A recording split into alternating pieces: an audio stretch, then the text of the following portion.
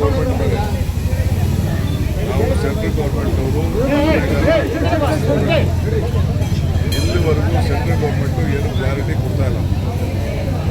ಪ್ರಿಯಾಂಕಾ ಖರ್ಗೆ ಅವರು ಈಗ ಮಾತಾಡೋದಕ್ಕೆ ನಾವೇನು ಭಾಷಣ ಮಾಡಬೇಕು, ಏನು ವಿಚಾರ ತಿಳಿಸ್ಬೇಕು ಅಂತ ಸೆಂಟ್ರಲ್ ಗೌರ್ಮೆಂಟ್ ಇಲ್ಲಿವರೆಗೂ ಯಾವ ಗೈಡ್ಲೈನ್ಸು ಕೊಟ್ಟಿಲ್ಲ, ಯಾವುದೂ ಮಾಡಿಲ್ಲ. ಸೊ ಇವತ್ತೇನು ಹಿಂದೆ ಕೂಲಿ ಮಾಡ್ತಾಯಿದ್ರು, ಕೂಲಿ ಮಾಡೋದು ದುಡ್ಡು ರಿಲೀಸ್ ಮಾಡಿಲ್ಲ.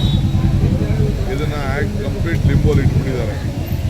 ಸೊ ಈ ರೀತಿ ಒಂದು ದೊಡ್ಡ ದೌರ್ಜನ್ಯ ಈ ಬಡವ್ರ ಮೇಲೆ, ಯಾರು ಕೂಲಿ ಮಾಡ್ತಾಯಿದ್ರು ಅವ್ರ ಮೇಲೆ ಇವತ್ತು ದೌರ್ಜನ್ಯ ನಡೀತಾ ಇದೆ.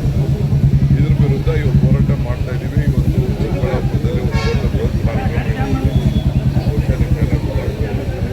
ನಾನು ಚೀಫ್ ಮಿನಿಸ್ಟರ್ ಹೋಗ್ತಾ ಇದ್ದೀವಿ. ಕೆಲಸಕ್ಕೆ ನಾವು ಮಾಡ್ತಾ ಇದ್ದೀವಿ. ಮುಂದಕ್ಕೆ ನೋಡೋಣ, ಇದು ಅವ್ರು ಏನು ಮಾಡ್ತಾರೆ ನೋಡ್ಬಿಟ್ಟು ಆಮೇಲೆ ನಾವು ತೀರ್ಮಾನ ಮಾಡ್ತೀವಿ. ಆವಾಗ ನಾವು ಅರ್ಜೆಂಟಾಗಿ ಹೋಗಿ ಪಂಚಾಯತ್ ಸರ್ 16 ವರ್ಷದ ಕೆಳಗಡೆ ಸ್ಕೂಲ್ಗಳಲ್ಲಿ ಮೊಬೈಲ್ ಬ್ಯಾನ್ ಮಾಡಬೇಕು ಅಂತ ಸರ್ಕಾರ ಚರ್ಚೆ ಮಾಡ್ತಾ ಇದೆ ಸರ್. ಟಾಸ್ಕ್ ಫೋರ್ಸ್ ಯಾವಾಗ ಅನೌನ್ಸ್ ಮಾಡ್ತೀರಾ? ಚರ್ಚೆ ನಡೀತಾ ಇದೆ.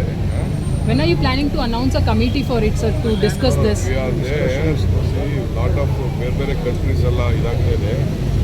I can't disclose that what type of internal issues ಮಕ್ಕಳು ಆಗ್ತಾಯಿಲ್ಲ. ಭಾಳ ಪೇರೆಂಟ್ಸಿಂದ ಎಲ್ಲ ಒತ್ತಡ ಇದೆ.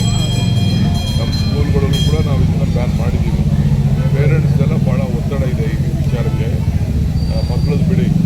ಸೊ ಅದಕ್ಕೆ ಇಂಟರ್ನ್ಯಾಷನಲ್ ಕಮ್ಯುನಿಟಿ ಲೆವೆಲ್ ಕೂಡ ಭಾಳ ದೊಡ್ಡ ಡಿಸ್ಕಷನ್ ಆಗ್ತಾ ಇದೆ. ಸೊ ಇದ್ರ ಬಗ್ಗೆ ಚರ್ಚೆ ಇದೆ. Sir, Bengaluru is known as the lake city. Recently, there is a data that's been revealed by the National Water Quality Monitoring Body, which states that the Bengaluru lake water is 90% not fit for bathing or for drinking as well, sir. We are not asking any lake to be water to be drinking or for bath.